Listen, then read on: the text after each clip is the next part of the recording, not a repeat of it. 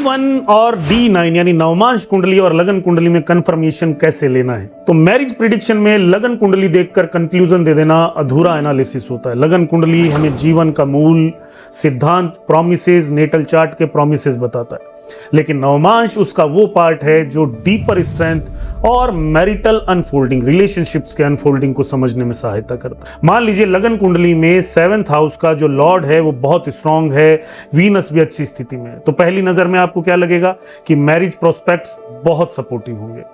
लेकिन अब अगर हम नवमांश कुंडली में जाएं, आप खोलिए अपनी अपनी D1 और D9 कुंडलियां और D9 में देखिए कि D9 का जो लगन है, यानी D9 का जो लगन फर्स्ट हाउस का जो लॉर्ड है, D9 का जो 7th हाउस का लॉर्ड है, D9 में वीनस की जो कंडीशन है वो देखिए, वो सारी कैसी।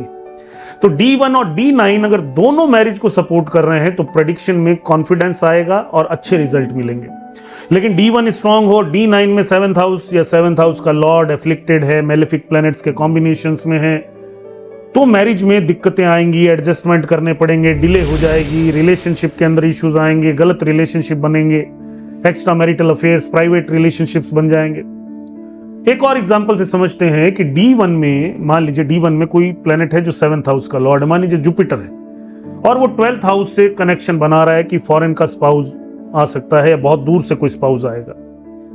D9 में भी 7th हाउस का जो लॉर्ड हो, मान लीजिए सैटर्न हो, और वो राहु या 9th हाउस या 12th हाउस के ही इन्फ्लुएंस में हो, तो अब यहां पे डिस्टेंट बैकग्राउंड के पार्टनर का स्ट्रॉन्ग इंडिकेशन और ज्यादा स्ट्रॉन्ग हो जाएगा, मीनिंगफुल हो जाएगा। लेकिन जीवन में याद रखिए कि नवमांश कुंडली को लगन कुंडली से अलग करके देखना, इंडिपेंडेंट प्रेडिक्शन उससे करना पूरी तरह गलत है।